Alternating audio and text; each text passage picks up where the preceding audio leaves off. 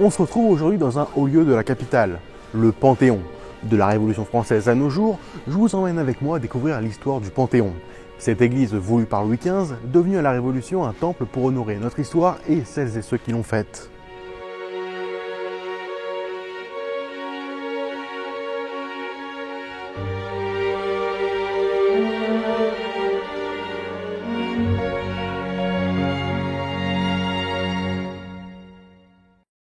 Il y a quelques semaines, avec Antoine versus Science, on a eu l'autorisation du Panthéon pour venir tourner dans ce lieu emblématique de la capitale.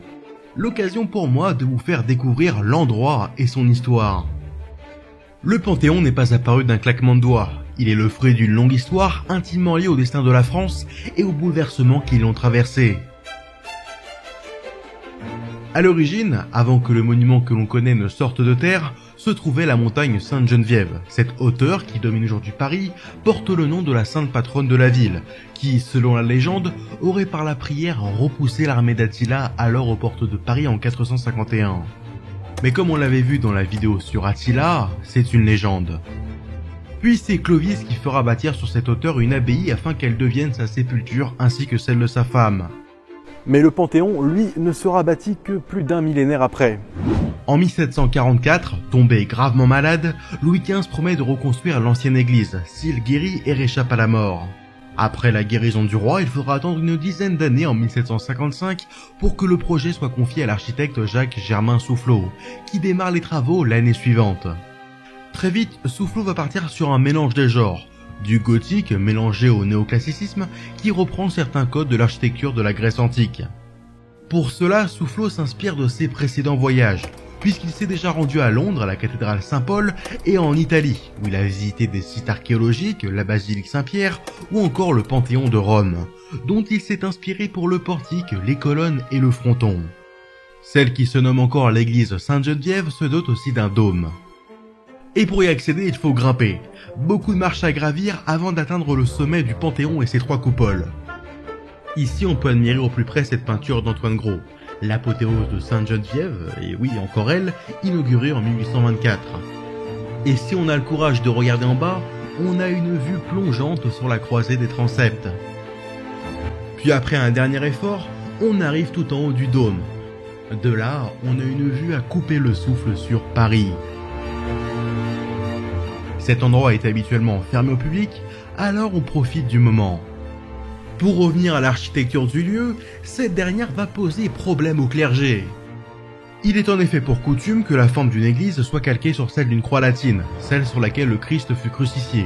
Mais Soufflot décide de calquer les plans du sol sur la forme d'une croix grecque. Et il ne verra d'ailleurs jamais la fin des travaux, puisqu'il meurt en 1781. Puis c'est un événement qui va bousculer le destin du lieu, la Révolution française. C'est lors de la Révolution que l'Assemblée constituante décide en 1791, après la mort de Mirabeau, que l'église ne sera pas consacrée et sera transformée en un temple laïque, un panthéon dont la nécropole, déjà présente, servira à accueillir les dépouilles des grands hommes de la nation. Un changement de vocation qui s'accompagne aussi de modifications dans l'aspect de l'édifice. L'un de ces changements les plus visibles, c'est l'obturation des fenêtres de l'ancienne église, dont les cadres restent encore aujourd'hui visibles depuis l'extérieur. Un choix totalement à l'encontre de la volonté de Soufflot qui plonge le lieu dans l'obscurité. Et si vous vous demandez ce que c'est que cette espèce de pendule derrière moi, c'est une expérience scientifique, le pendule de Foucault. Pour en apprendre plus, je vous renvoie vers la chaîne d'Antoine versus Science, chez qui j'ai fait une petite apparition. Le premier à entrer au Panthéon, c'est Mirabeau en 1791. Avant d'en ressortir en 1793, après que l'on se soit rendu compte qu'il magouillait avec la famille royale. Il faut dire qu'on est à ce moment-là juste après l'exécution de Louis XVI, et Mirabeau est dorénavant vu comme un traître. Maintenant on descend à la crypte, car si ce lieu est tant célèbre, c'est bien pour ceux qui se trouvent juste sous les pieds des visiteurs. Dès 1791, l'Assemblée constituante pose les critères pour entrer au Panthéon. Puis c'est la Convention qui se met à choisir qui entre ou non à partir de 1794.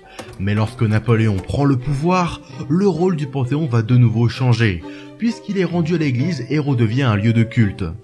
Sous Napoléon, la crypte sert à accueillir ses proches, sans qu'il n'ait forcément joué de rôle majeur, ce qui va grandement dénaturer la fonction originelle du lieu. Après la fin de l'Empire, c'est la Restauration. La France redevient une monarchie et son roi, Louis XVIII, fait fermer la crypte. Elle ne réouvrira que pour la première panthéonisation depuis l'ère napoléonienne, et qui n'est pas des moindres, puisqu'il s'agit de celle de Victor Hugo. Le 1er juin 1885, une foule gigantesque accompagne le cortège funéraire de l'écrivain. La panthéonisation de Victor Hugo marque la fin de la querelle qui dure depuis plus d'un siècle entre républicains et monarchistes. Et le Panthéon devient ce temple laïque républicain voulu au moment de la Révolution. Et pour rendre pleinement ce rôle de temple laïque au Panthéon, la Convention nationale, cette immense sculpture, est installée dans le chœur en 1913. Un symbole important 8 ans après la loi de séparation entre l'Église et l'État.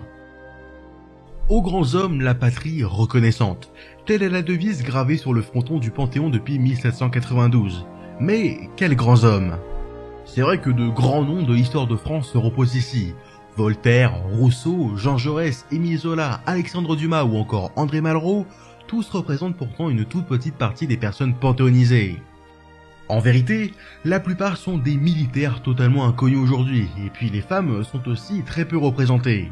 En effet, il faudra attendre 1995 pour que Marie Curie et son mari Pierre Curie soient panthéonisés. C'est la première femme panthéonisée pour ce qu'elle a fait, et pas juste pour avoir été la femme de quelqu'un de notable. D'autres ont par la suite suivi, comme la résistante Germaine Sillon en 2015 ou Simone Veil en 2018.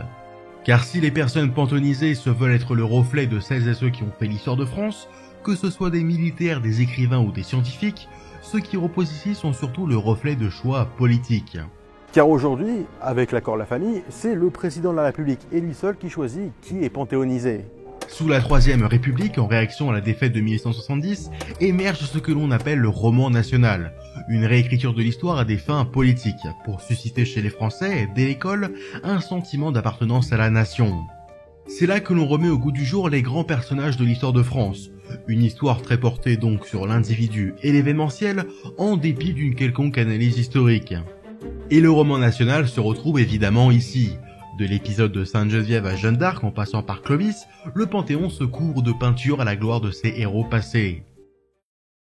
Comme vous aurez pu le constater, en 2 siècles, le Panthéon aura été le témoin de l'histoire mouvementée de la France, de ses nombreux changements de régime, marqués par la querelle entre monarchistes et républicains, puis entre l'Église et l'État, avant de devenir le symbole républicain que l'on connaît aujourd'hui. Merci à vous d'avoir suivi cet épisode et aussi merci au Panthéon de nous avoir accueillis. Pensez à liker et à vous abonner et à la prochaine.